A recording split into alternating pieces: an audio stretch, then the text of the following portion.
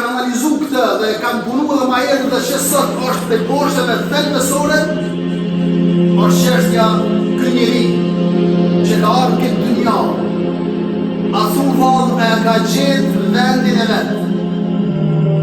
A thunë valë ky njeri që ka ardhur këtë dynja është duke kuptu për çfarë ka ardhur. Misioni ati cili është, qëllimet e ati se duhet jenë, objektivat e ati se duhet të ndiqen, synimet cila duhet të jenë, vlera cila është ajo që angazhohet të bën, dhe fundin ku do ta ketë pas asaj programit dhe angazhimit dhe caktimit të Allahu xhalla wala nga ajo që shefën ngetimet e majetit. A thuva kënd e adhuron. A thuva kënd ku i drejtor.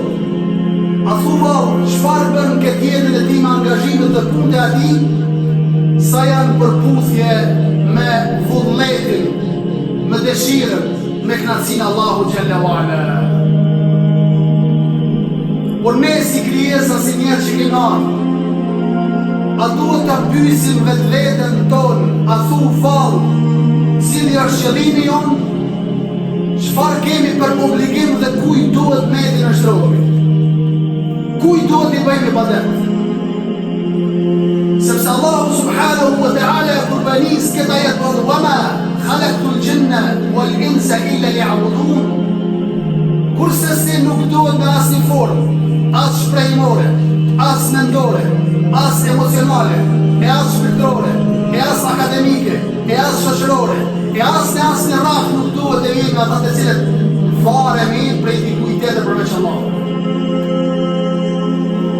Kur malim dhe analizojmë ne sa po angazhohemi pra 24 orë, ato 24 orë sa janë sot kanë qenë prej kur ka shkruar toka dhe qielli. Por vullneti i jonë në drejtimin e dur, sa jemi të angazhuar. Vullneti i jonë në drejtimin e dur, sa jemi të preokupuar.